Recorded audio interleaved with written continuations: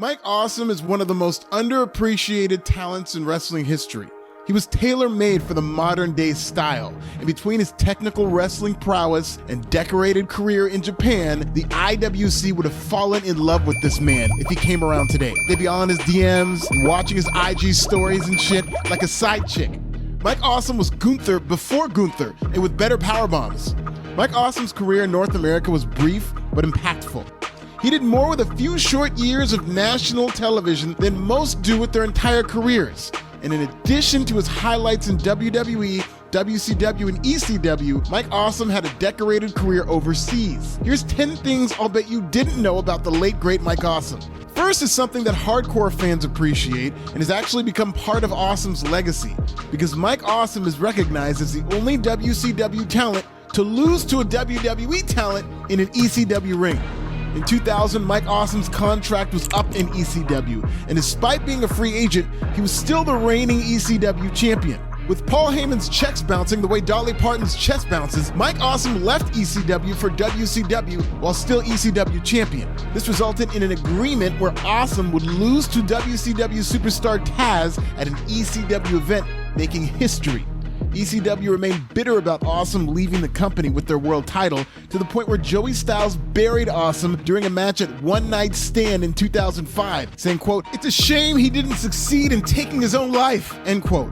This aged horribly, of course, because 2 years later, Awesome would succeed in taking his own life, RIP. Mike Awesome is related to Hulk Hogan.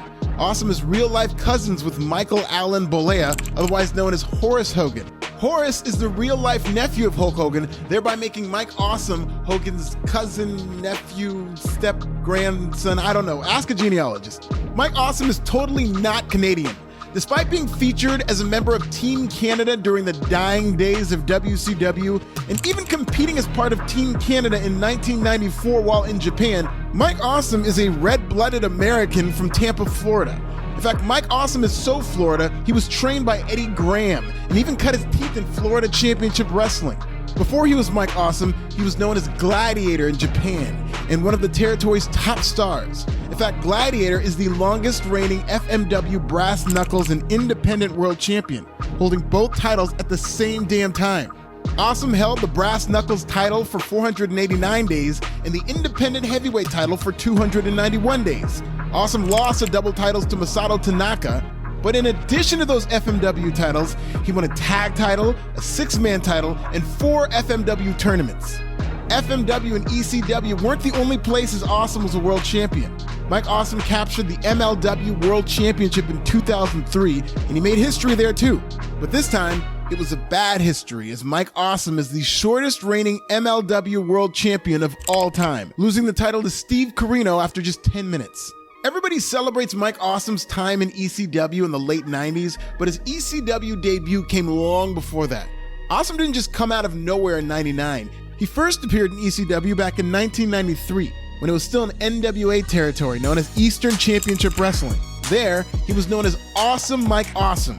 In fact, Awesome Mike Awesome's dive to JT Smith inspired Joey Styles' "Oh my God" catchphrase. Bet you didn't know that.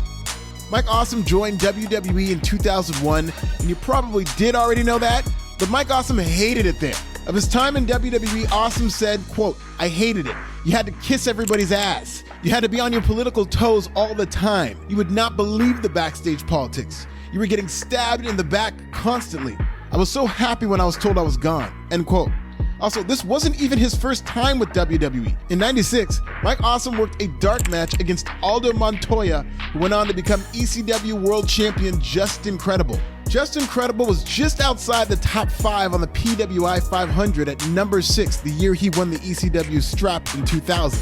Mike Awesome was right behind him at number 7, placing above the likes of Jushin Thunder Liger, Chris Jericho, Kurt Angle, and Eddie Guerrero.